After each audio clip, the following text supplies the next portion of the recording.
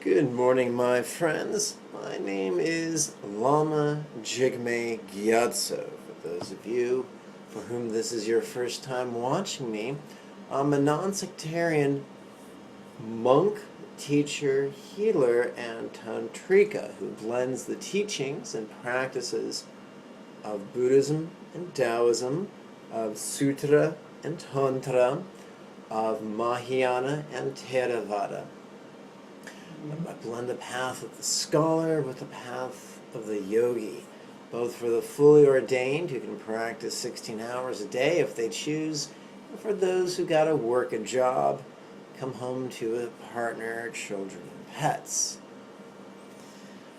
Buddha explained that enlightenment was possible not just after 7 lifetimes, but within 7 decades, or 7 years, or 7 quarters, or 7 months, or even 7 weeks, or even a fortnight. So, idealist that I am, I present to you teachings designed to rapidly evolve you, provided, of course, you do your goddamn homework. No homework, no results. That's just how it works. It's kind of like fitness. If you eat crap food and never do a push-up, you're probably not going to look like Charles Atlas. So let's get started.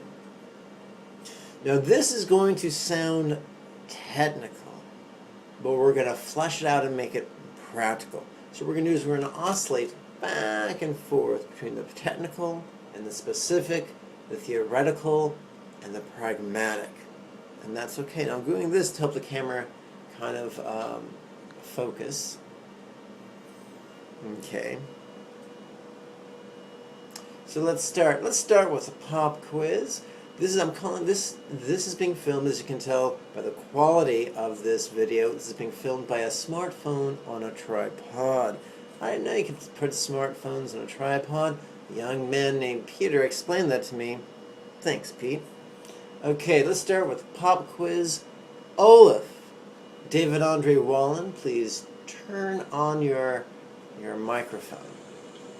Hello. Hi, Olaf. Do you fill up for a pop quiz? Yes. Great. What can you tell me? Can you please enumerate the 3 jewels in Mahayana or Theravada Buddhism? Would it be Buddha, Dharma, Sangha? Olaf, that would be exactly right. Well done. Now, let's take this a step further, Olaf. What is the spiritual message behind each of those jewels? What's the spiritual message of taking refuge in the Buddha? Would you please explain that to me?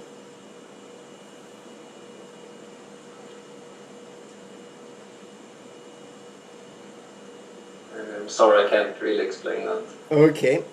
I respect your honesty. So here's the deal. From a fundamentalist point of view, and when I say fundamentalist, Olaf, what do I mean? Rigid people. Good, well done. And any time you have a group of people who are sincerely enthusiastic about any one thing, whether that thing be religious or spiritual, whether it be recreational or vocational, whether it be having to do with the hard sciences, the soft sciences, sports, hobbies, cinema, theater, whatever people are sincerely enthusiastic about, the majority will be fundamentalist, the minority will be liberal.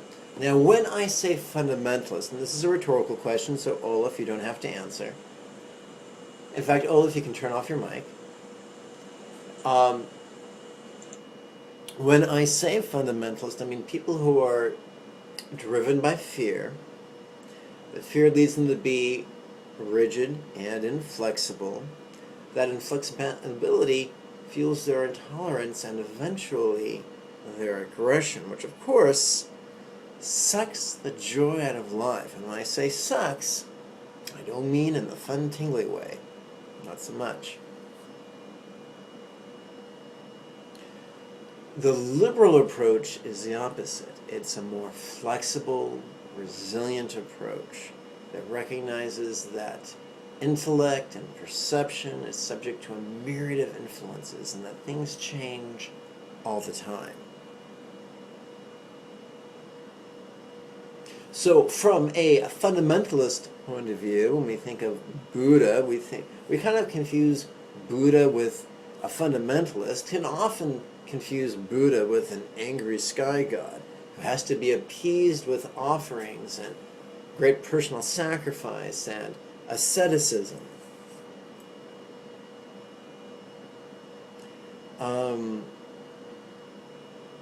And prayers. But from a liberal point of view, we don't do that. We say Buddha, whether he really existed, whether he's merely an archetype, is a wonderful example, a source of possibility that a man, using simple techniques, can become more than just a man, which is very cool.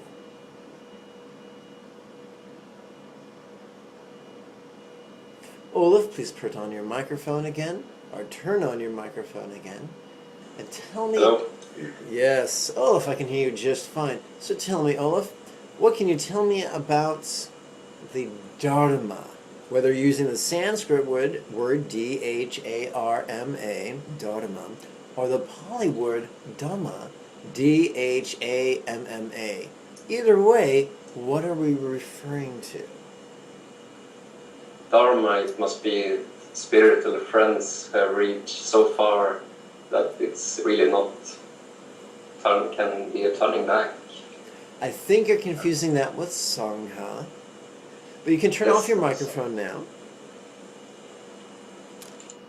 Okay, so when we say either Dharma in the Sanskrit or Dhamma in the Pali, what we are referring to are the teachings. Now, a typical fundamentalist mistake, I know I've made this mistake many times in the past, is to try to memorize the teachings and analyze the teachings and debate the teachings and transcribe the teachings. The power of their teachings come in their application.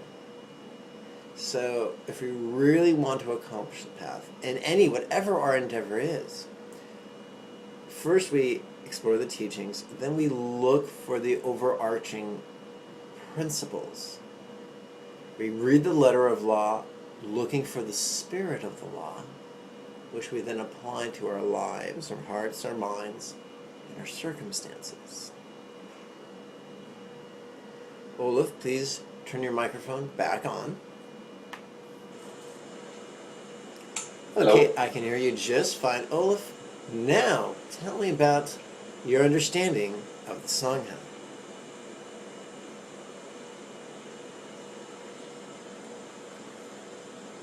Sangha must be like I told before, the friends who strive for the same goal. Well said. Enlightenment. Well said, Olaf, and you can turn off your microphone. And folks, if you're listening at home, I gotta tell you, Olaf really impresses me as a Dharma student. He lives on the other side of the globe. He lives in Sweden. English is not his first language. And yet he's learned English and he's studied Buddhism in a foreign language. And that really takes a high degree of patience and courage and intelligence and effort. And I really respect Olaf for being able to do that. So, it seems there are two. So Sangha literally means body. And we mean it in the corporate sense, like the body of people on a football field, or the body of people on a football field wearing the same jersey, or in this case, the body of practitioners. So in Buddhism, especially Mahayana Buddhism, when we're dealing with a dichotomy We deal with sometimes a conventional aspect and an ultimate aspect. So conventionally, the Sangha would be a group of individuals who in this life are enthusiastically intending and striving to actually apply Buddha's teachings with the intention of accomplishing what the person we call Buddha or the archetype we call Buddha accomplished. Now, ultimately, the Sangha are the people on the path who have covered either the 9th or 10th bhumis. And what does that mean? In Mahayana Buddhism, we talk about levels, which is bhumi in Sanskrit, where the 10th level is full enlightenment. Full enlightenment doesn't mean you levitate, you sneeze lightning bolts, or fart rainbows. It doesn't mean you're completely free from the presence of suffering. It means you're free from the tyranny of suffering. You're aware of what you're experiencing internally, emotionally, intellectually, physically, externally, circumstantially, what have you. You're aware of what's going on, and you're somehow able to make the most of it. You're able to bring whatever gurk life throws you and use it to fuel our compassion, renunciation, and wisdom trainings. And we're able to take whatever blessings life throws at us and use it to help us practice the love trainings and the letting go trainings in the most wonderful way. So someone on the 9th or 10th level is really up there. Sadly, most people writing books in America these days about Buddhism either aren't even on the path, they're doing it in a purely academic sense where they interview other people with a cool reputation, or they're maybe on the 1st, 2nd, or at most 6th level. There's very few people, if any, writing from the 10th level. There are very few 10th level bodhisattvas teaching or writing or walking around these days. So when we take refuge in a Sangha, we don't just say Om Namah Sangha and bow and make offerings. What it means is we seek a relationship with a meditator, male or female, who's further along the path than us, whose advice we find beneficial, not just emotionally or intellectually, but pragmatically. When we apply their advice consistently, once a day, every day, for a week, we get good results. And folks, if we don't have the wherewithal to take a little technique and apply it twice a day, every day for 6 days, then we's in a heap of trouble. Because we can't do that, we're not going to make progress on anything. Whether you're a businessman hiring a consultant, whether you're a fitness buff or an athlete hiring a personal coach, if you can't or won't apply their advice, you're not going to get spectacular results. That's just how it works. There's nothing punitive about it. So there you have it. Buddha, Dharma, Sangha, from both the fundamentalist and the liberal points of view. Now, we have in Buddhism, contemporary Buddhism, we have Sutra and we have Tantra. So Tantra has been very popularized by the Tibetan, Bhutanese, Nepalese, and now European and American practitioners. And of course with Tantra we have fundamentalists and liberals. So in addition to working with the 3 jewels of Buddha, Dharma, and Sangha, and in Tantra we work also with the 3 roots. Patricia Louise Snodgrass, would you please turn on your microphone for me? Hello. Hello, how are things in East Texas today? Cold and wet, but otherwise lovely. Okay, Patricia, would you please, by way of pop quiz, enumerate for me what the 3 roots are of Tantric Buddhism. So the Yadam, the Chondro, and oh come on, I just had it. Come on, Guru, Good. teacher, Good. Lama. Good. There you go. 3 languages. Well done. Okay. And you can turn off your microphone. So well done, Patricia. Gold star on your forehead. Well done. Okay, so here's the deal.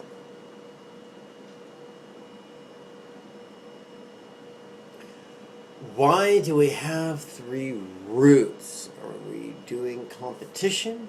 Is it like, well, screw you, sutra guys, I'm a tantra guy, and I'm going to have my own thing I take refuge in, neener, neener, neener? That'd be kind of lame. What if there was a better reason?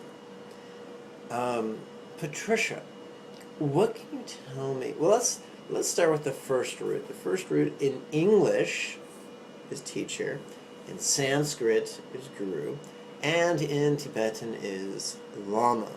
So when people call me Lama Jigme, they're calling me teacher Jigme.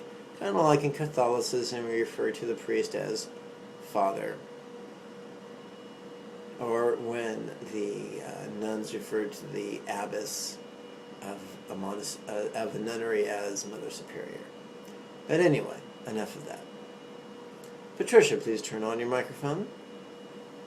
Okay. What can you tell me about the first root? The Yadam? No, that's not the first root. The first root is the teacher, the guru, or the lama. Okay. The teacher is a person who assists you on your path to transformation. And in the fundamentalist sense, the fundamentalists view the teacher as the Yadam. In your case, I would see you as Amitabha or Chenrezig, and take that quite literally. But in a liberal sense, we say, no, that's a metaphor, and we don't take that seriously. We still respect the teacher who still dispenses the Dharma, but we don't do it in a way that it's almost culty. Good. No one likes culty. Don't drink the Kool-Aid. Okay. No. Good. Now let's dig a little deeper, Pat. Why bother going for refuge to the teacher? After all, we're already going for refuge to the Sangha, and clearly the teacher is, if he's a 9th or 10th Bhumi Bodhisattva, is already a member of the ultimate Sangha. So isn't it just redundant to take refuge in the Lama?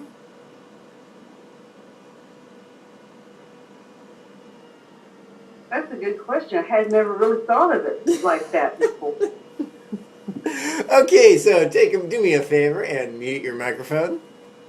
Okay. Promise not to palm hand through the face palm and give yourself a concussion. Promise?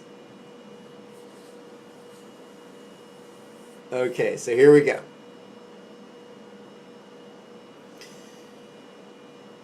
There is a myth in Buddhism that what we're supposed to do is have no desire. Well, folks, that would accomplish something akin to a lobotomy. And since in Buddhist iconography we never see Buddha holding a saw and an ice cream scooper, useful for home lobotomies, we're going to assume that there's a misunderstanding.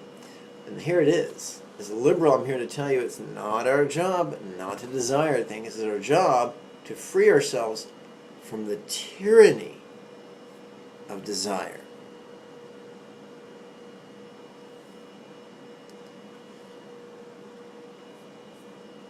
So having said that, emotionally, our earliest emotional experience as an infant or a toddler is of devotion. Now the energetic description of relating to someone with devotion, and devotion is very confused in the West. Devotion is not looking at someone as a peer, it's viewing someone as a superior. For instance, a parent is superior to an infant. A parent can go the day without soiling themselves. They're fully ambulatory and in greater control of their bodies and their environments and their fate than a mere infant. So to an infant who is utterly dependent upon their caretaker for everything, emotionally and physically, they relate to mama or dad or primary or secondary caregiver from a place of devotion. no matter how old we get, that propensity still lies within each of our hearts. So a fool would say, whoa, that sounds like emotion. That sounds like attachment. Let's not have any of that. No, no, no. And that reminds me of the metaphor of the bottle of poison. Patricia, please turn on your microphone. I'm here. Patricia, I'm here. do you remember the story of the bottle of poison? Yes. Good. Why don't you briefly relate that story? A Theravada will walk up to a bottle of poison and say, oh, this is poison, I mustn't touch it, and turn and leave. The Mahayanas will arrive, look at the bottle of poison, say, okay, this is poison, someone could get hurt if they didn't know what it was, and he would write out a sign saying, don't touch this, it's poison, it could kill you, and then he would leave. Yes, go on. The tantric practitioner would look at the bottle of poison, turn it into nectar, and drink it. Okay, well done. And you can turn off your microphone. So allow me to flesh this out just a little bit. And by the way, I mentioned fundamentalists a lot. I was a fundamentalist. Most of us begin anything we do from a fear paradigm. And it's a question of evolution, if we're fortunate. So, a Theravadan archetypically is really concerned about purity of ethics, and they would just do an immediate about face and run away. Archetypically, at least from the Tibetan point of view, at least from the North Indian point of view, at least from the Tantric point of view, a Mahayana is really concerned about compassion, and so compassionately they put a sign out that says, warning, this is poison, and they would even put an antidote next to the poison in case someone was stupid enough to actually drink it anyway.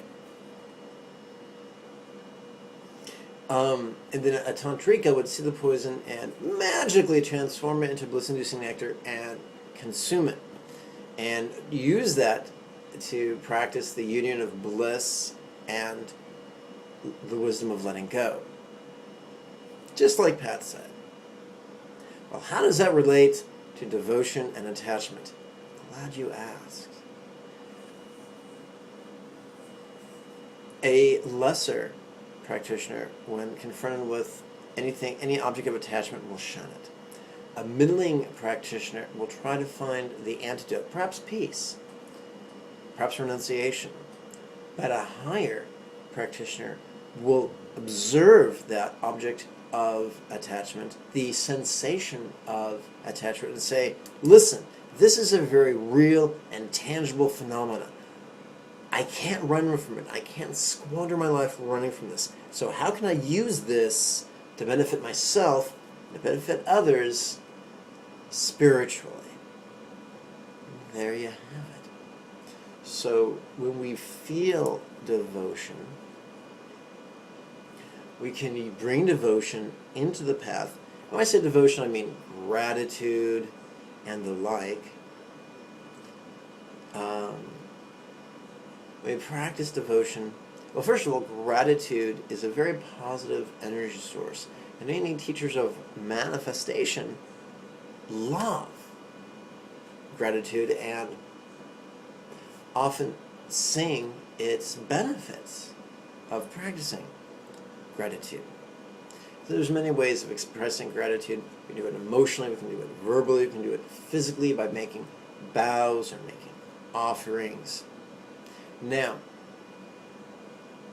some people, and I did this for many years, some people confuse Buddhism with witchcraft.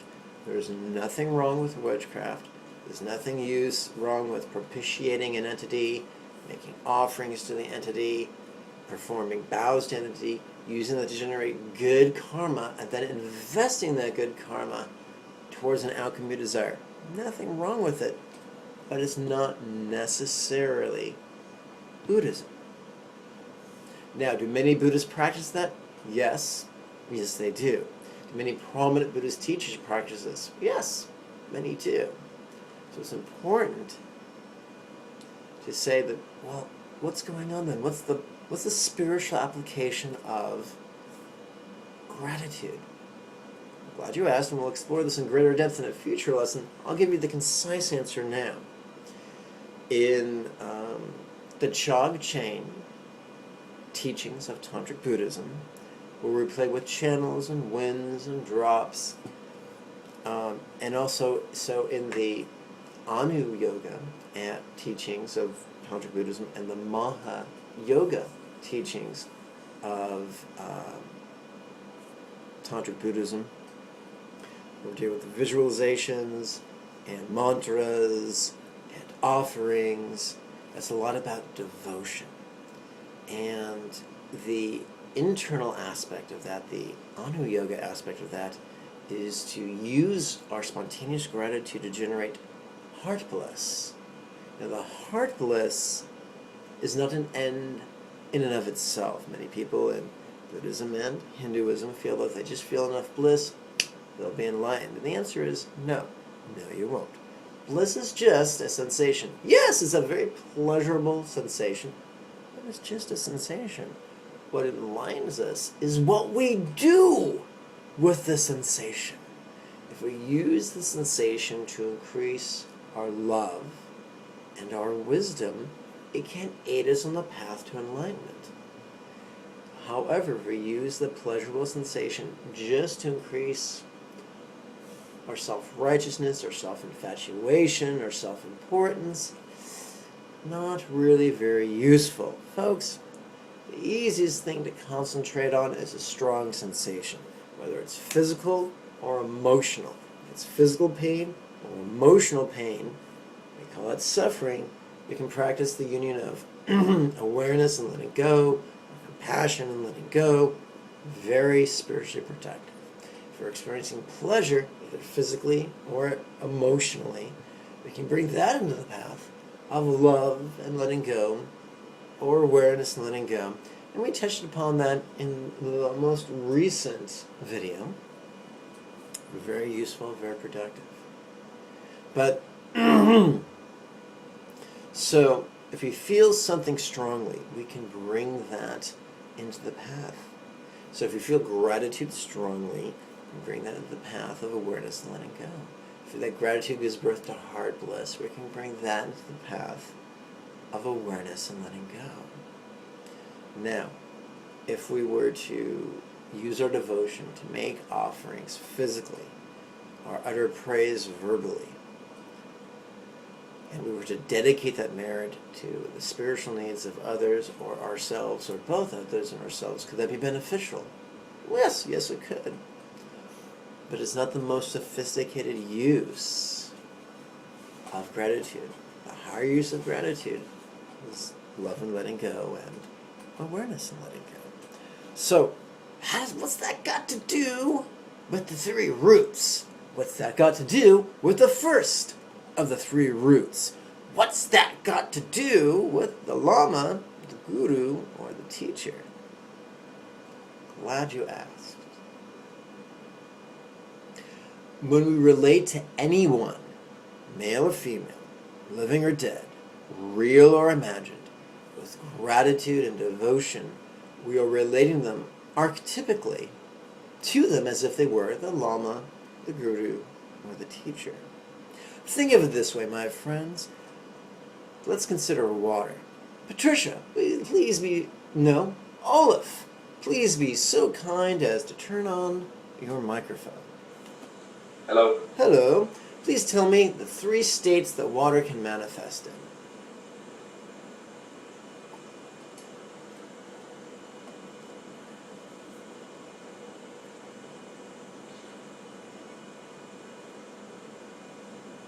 I can't really No problem. understand that.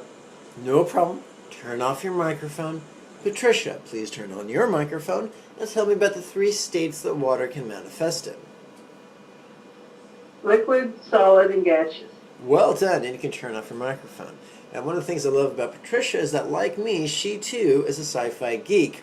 And a sci-fi geek wants to say the fourth state of matter is plasma, which is superheated gas, which is barely matter and it's almost energy.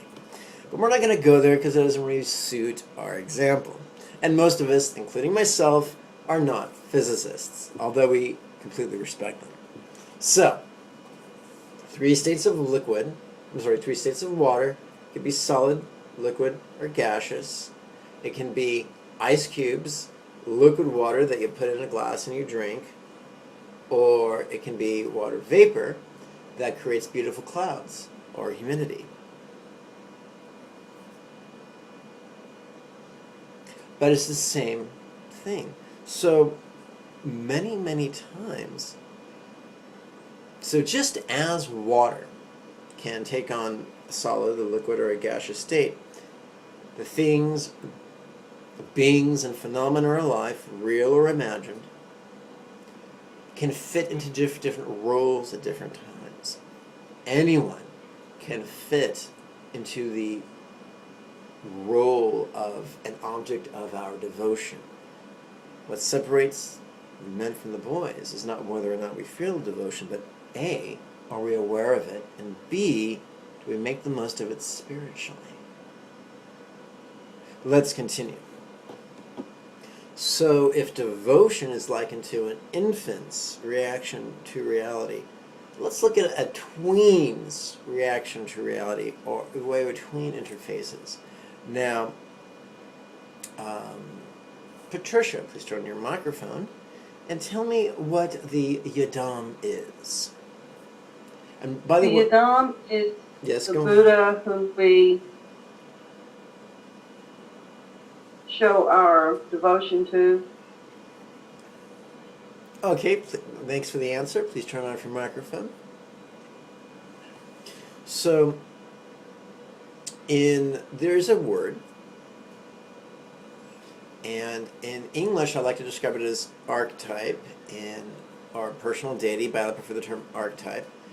In Sanskrit, it's deva or devi, depending upon the gender, and in Tibetan it is yidam. And it's our example. So let's explore that a bit further. When you're a kid, when you're older than a toddler, but younger than an adolescent, I think they call that a tween, we can glom on to role models who are in our lives. An elder sibling, an elder brother, an elder sister, an elder cousin, a friend perhaps we make from the neighborhood, and maybe a grade older than us or two. We kind of follow them around like a puppy. You know, it's not the complete devotion. We don't think of them as like God. They don't take that role, but they are a role model. And we try to act like them, and we try to talk like them, and we really want to be like them. And that's very common. And we often, a child, in an exuberant state, will say, "Oh, I want to be just like you!" That's common in every language, in every culture, in every gender. There's going to be times, several times in a child's life when they really feel that strongly. But that's not unique to childhood. Adults can feel that too. Now, the Theravadan might say, "Ooh, that's bad, don't do that. Be yourself, be an island unto yourself." But, as a liberal, we recognize the folly of trying not to feel certain emotions. As a Tantrika, we say, rather than not feeling emotion that you're already feeling, be aware of that emotion, find a useful application for that emotional tendency. Yidam is a Buddha, real or imagined, whose example we aspire to. Something's going on with the smartphone. Let me fix that real quick. Whoops. There you go. Okay.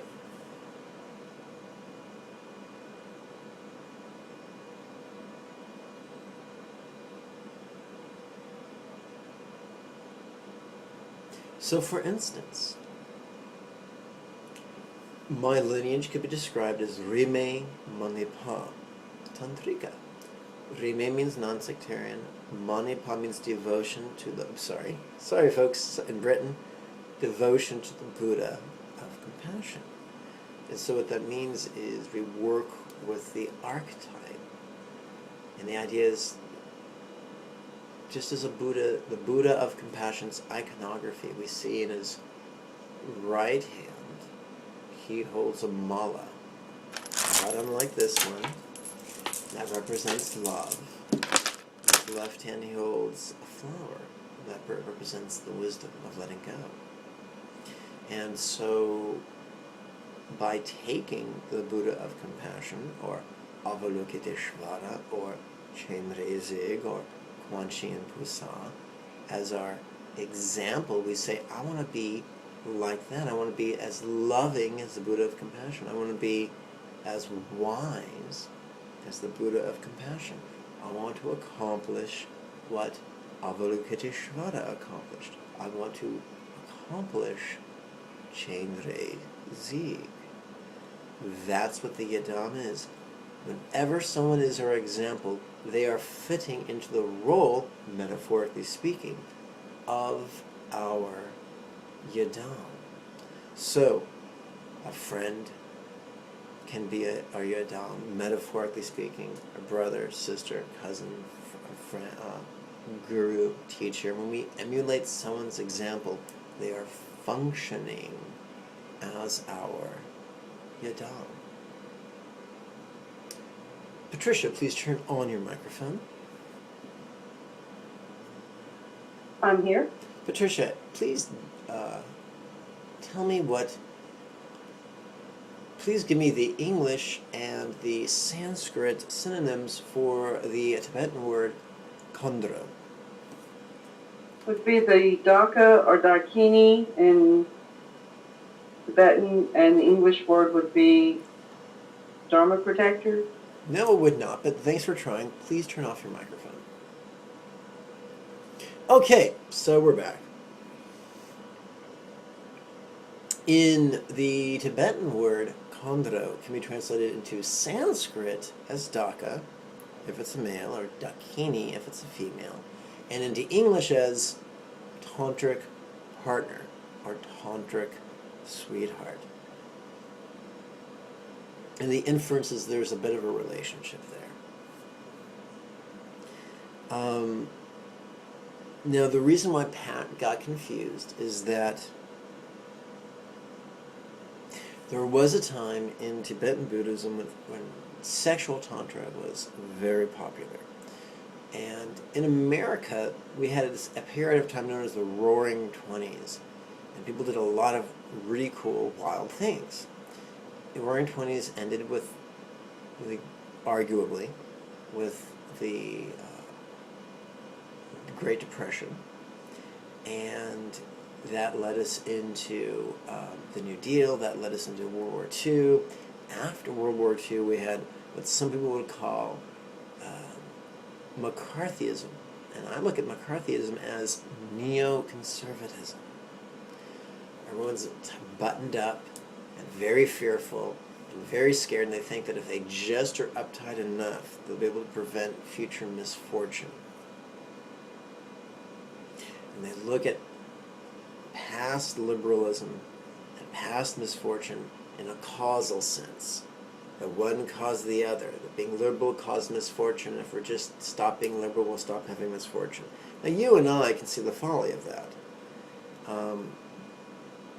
We can't control others. We can't control circumstances completely. Not very well at all. We have to do what is best for its own reasons, for intrinsic motivations, not extrinsic motivations. In Tibet, after Padmasambhava and Vimalamitra and the Dharma emperor, whose name I can't remember at this moment, but I'm sure it will occur to me in a few more minutes. After he perished, a king came to power in Tibet who did not like the Dharma, And he was kind of like the Tibetan version of Nero. Just as Nero persecuted Christians wholesale, this guy, also known as Long Dharma, did the same thing for Buddhists. He destroyed monasteries and killed Buddhists wholesale and caused pretty much a Buddhist holocaust in Tibet. Well, impermanence comes to us all, including that Dharma king, Lang Dharma, the anti-Dharma king. And afterwards, another king came to power who was very, very pro-Buddhism. And he invited many teachers to come up to India from Tibet, from India to Tibet. And he caused a renaissance Buddhism in Tibet. But with that renaissance came, just like America after World War II, a neoconservatism. And people stopped. Although people gave mouth service to the Khandra, to the tantric partner, they didn't teach the tantric arts publicly. And iconographically, I'm having trouble with the word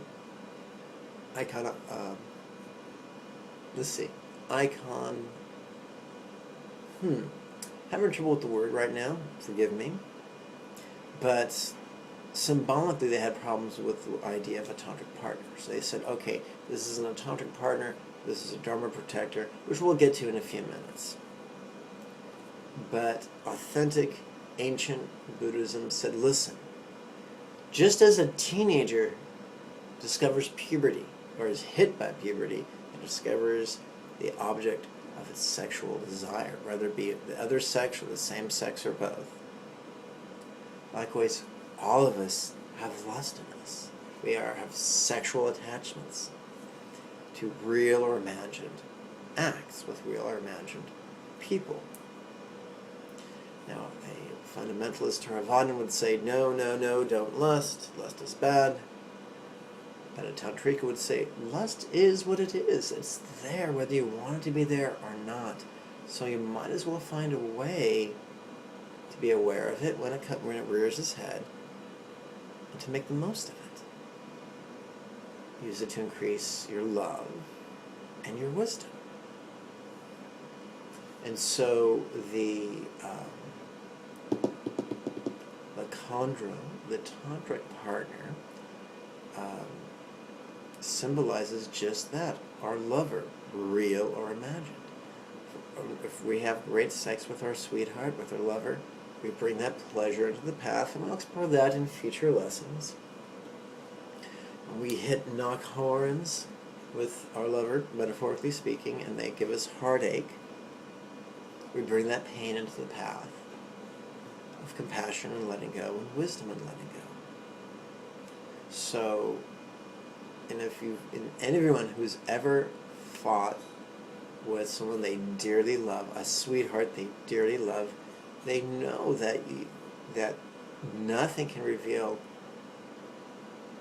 our weaknesses or our flaws in our spiritual armor like knocking heads with our sweetheart. Once again, metaphorically, no violence.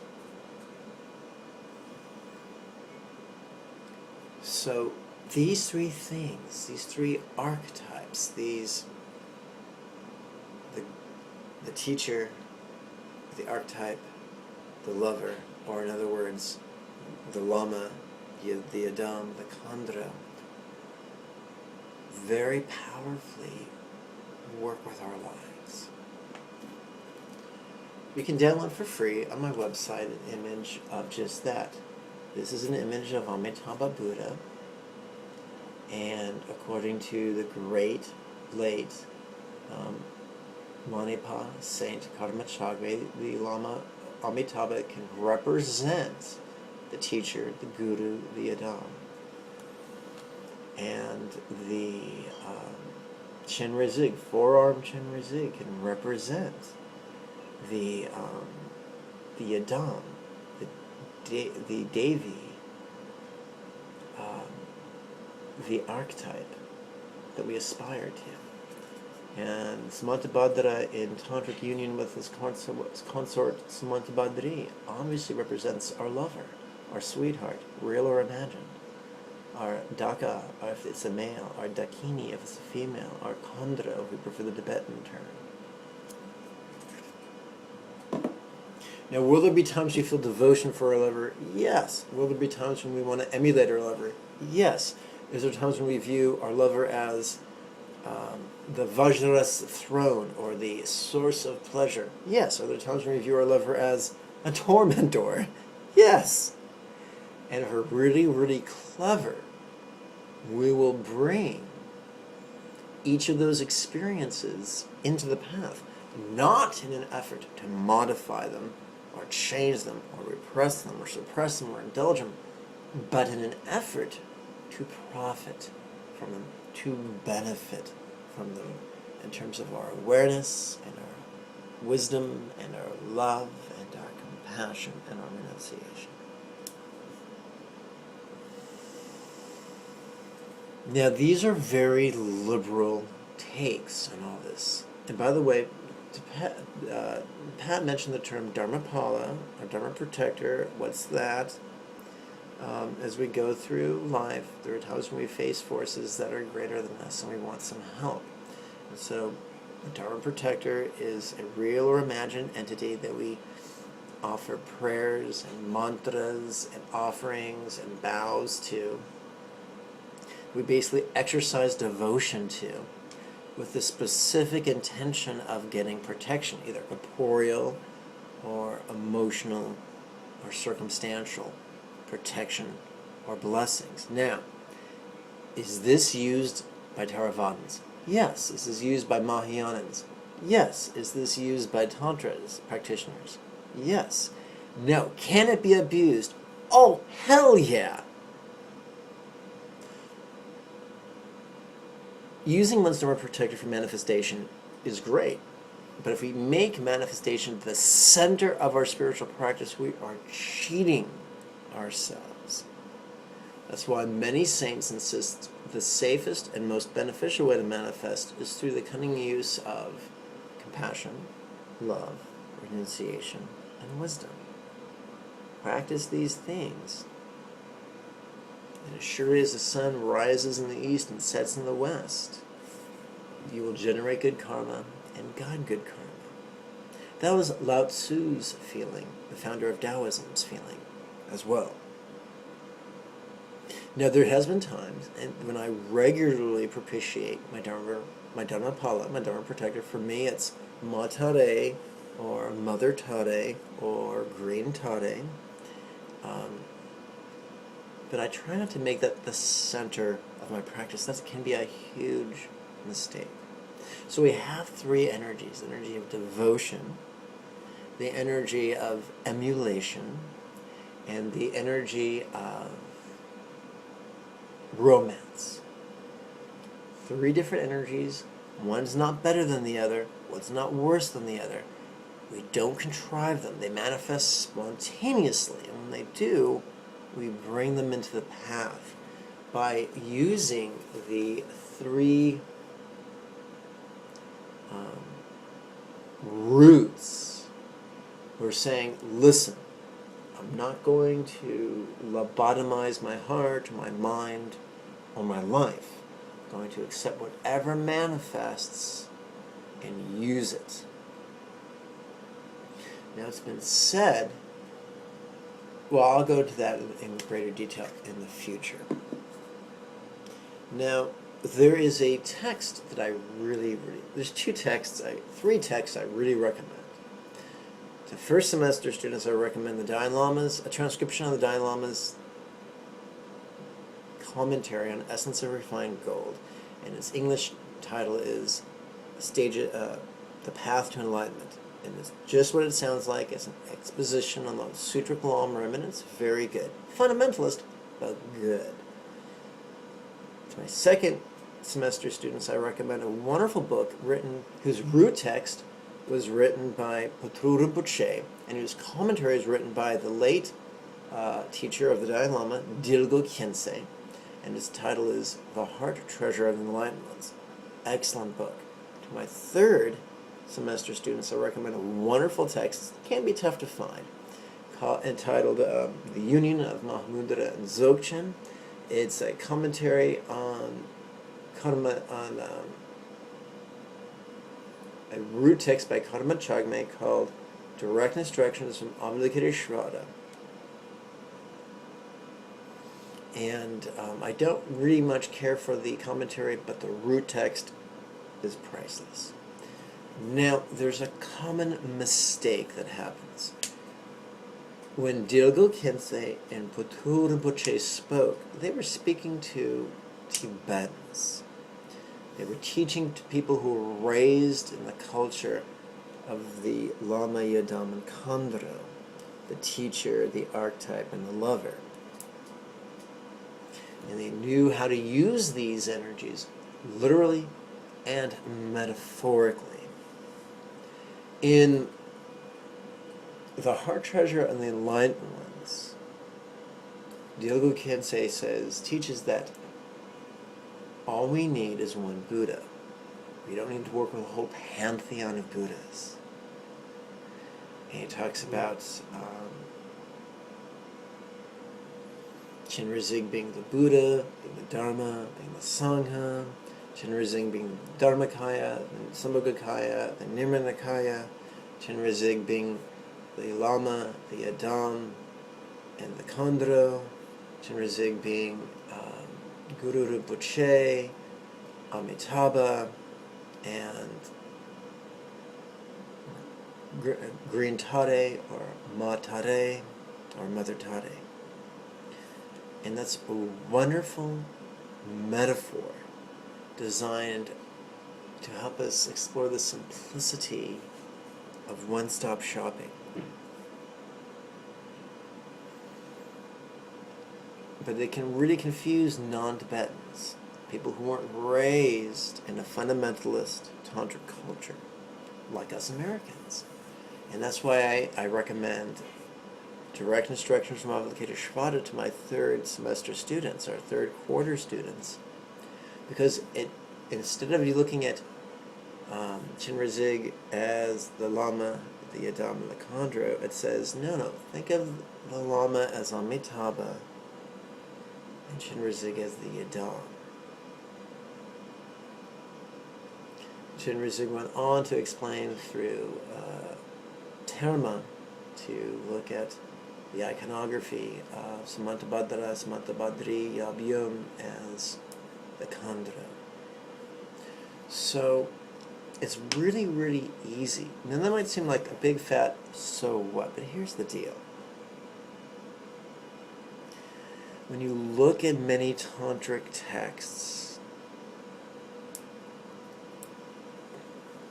there's a section where there's devotion to the teacher, and there's a section where there's emulation of the Adam through the marriage of mantra and love. And then there's the emulation of the Adam's wisdom through quietly sitting.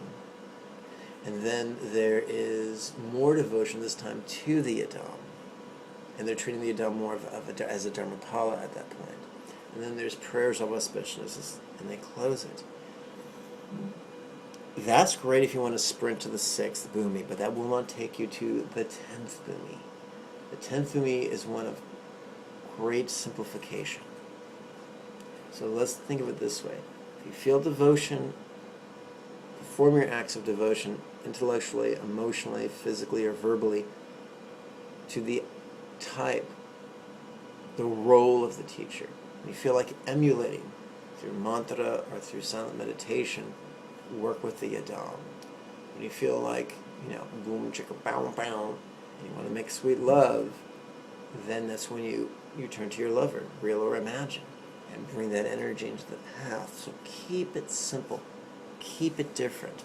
Remember, the Adam is all about emulating Chenrezig's love, emulating Chenrezig's wisdom.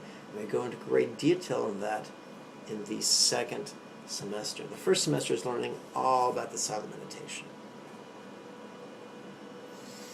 One of my students, a gifted author, wrote yesterday that She likes to make offerings to her yadam. Well, to my second, what's it called? To my second quarter or second semester students, I'll remind them that there is a Guru Yoga meditation. And during the first half, there's two of them. During the first half, we visualize our teacher, a palm's length, palm-sized version of our teacher comprised of light, hovering an arm's length overhead. I'm not sure if you can see my hand over here. And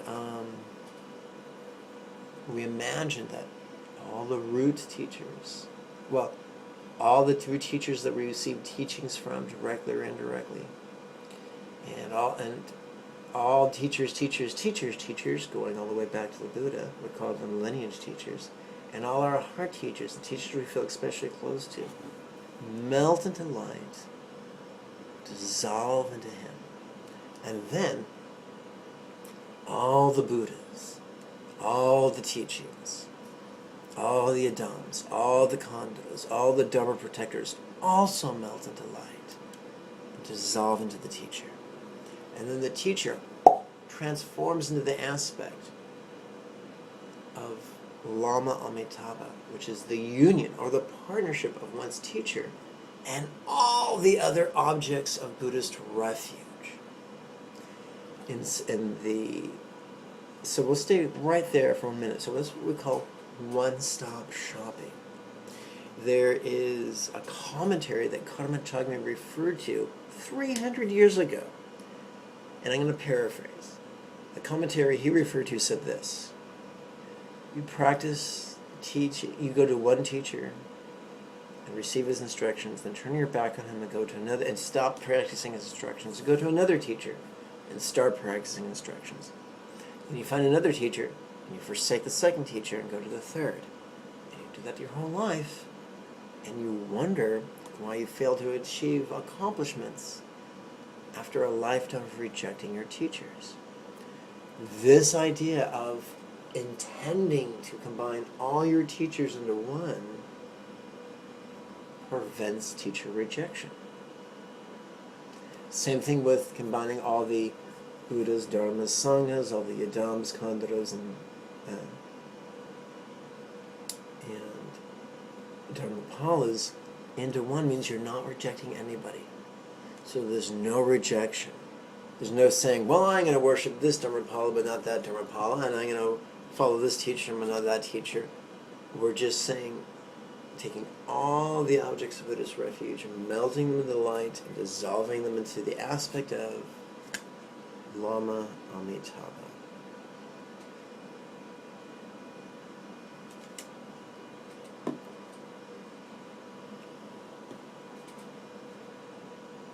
That's a very useful way to practice.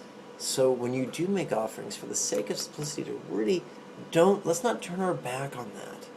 It's very, very easy, and this happens a lot in fundamentalist practitioners of Tantra.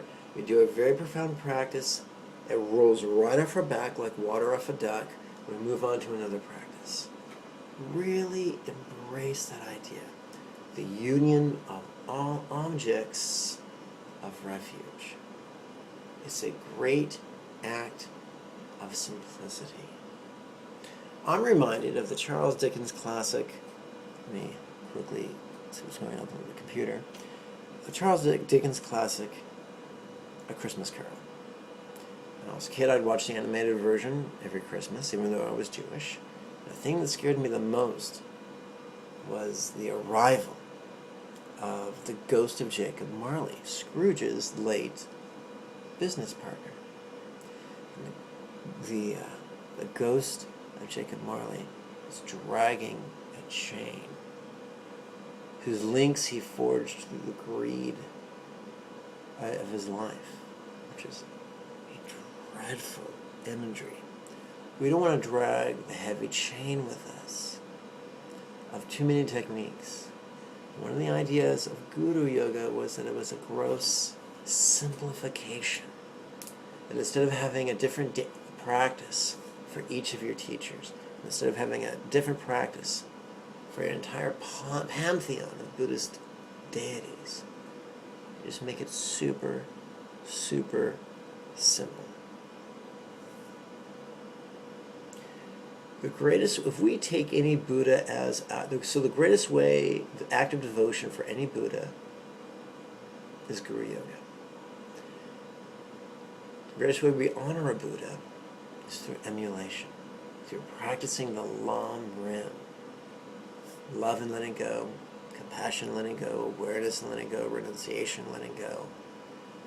That's the great, how we emulate the Buddhas, by making that a part of our character. If we have the good fortune to have in our lives a nurturing romantic partner, and we make, in our love making this delightful, then we can bring that pleasure into the path of awareness and letting go, and love and letting go. Not only can we savor that pleasure, we can mentally share that pleasure with others using techniques similar to what we did in the last video. We can allow that pleasure to influence our channels, winds and drops, using techniques we'll learn in future videos. Specifically, using our tip wheels for our clitoris or our penis, or our root wheels for our G-spot or our prostate. Whether you're gay or straight, man or woman, we can use both our sexual centers,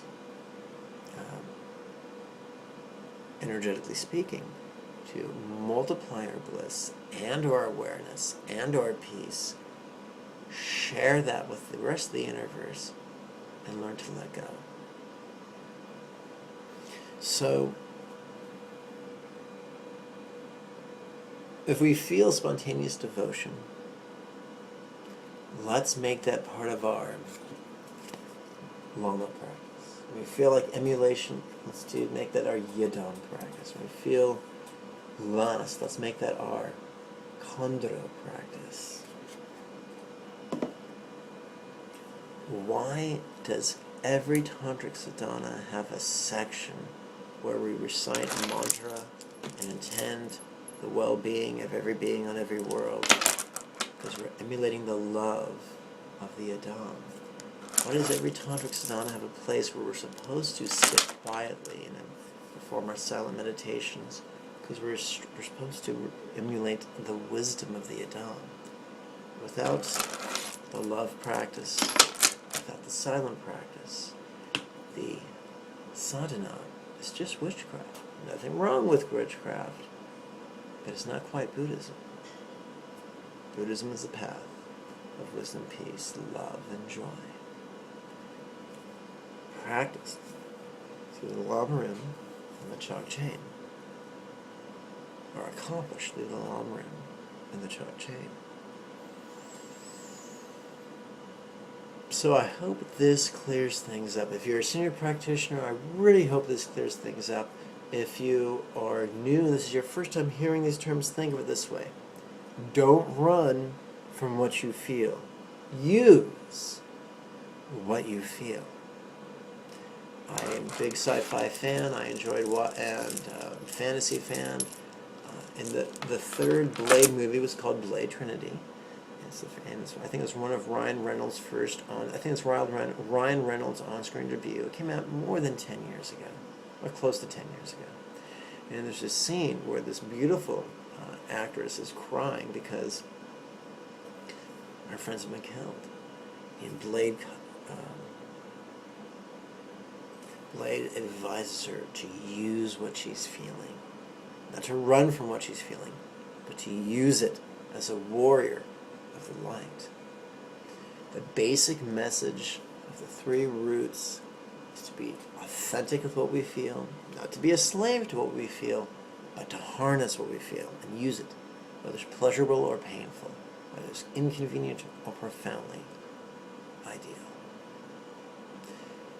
Olaf, Pat, before I end this video, do you have any questions on this subject? Is it on your mind? No, I don't. Okay. No question for me. Okay, turn your mics back off. Okay, so here's the deal. Once again, in a nutshell, or a second nutshell, Many of my students have spent more time working with the Heart Treasure of the Enlightened Ones than they have working with the Union of Mahamudra and Dzogchen, which is a lovely book. You can get it on my website or directly from Amazon.com. Consequently, they're more used to the idea of the three roots just as Chenrezig rather than divided into three. But it's useful to follow Karma Chagma's example of thinking of the three roots as three disparate entities, just to help us be aware of what we're doing. We don't become enlightened because we make enough offerings to the Buddha of compassion. We don't become enlightened. We become enlightened because we've habituated. We've learned Buddha's techniques, and we've mastered them to such a degree that we're able to apply them spontaneously, habitually, easily, and effectively. That's why we become a Buddha.